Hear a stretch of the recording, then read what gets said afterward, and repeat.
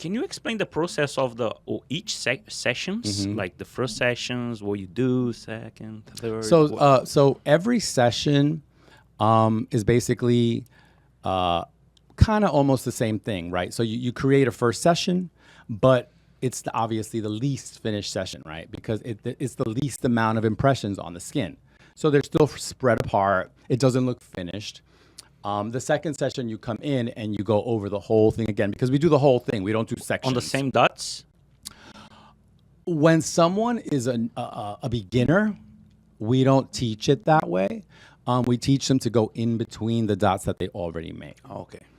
Because it's safer, okay?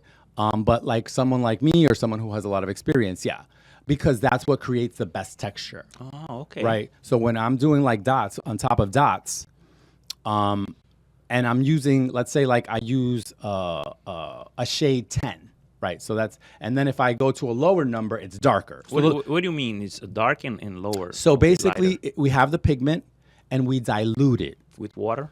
With distilled water. Distilled water. So the more that you dilute it, like if I was going to do it on her, I have to dilute it a lot. Oh, okay. Because she's fair skinned. With you, I have to dilute it.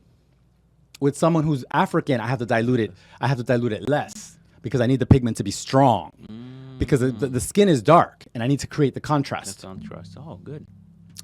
Yeah, and so every session builds on top of the last.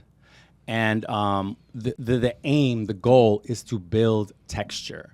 And that only happens with dots on top of dots.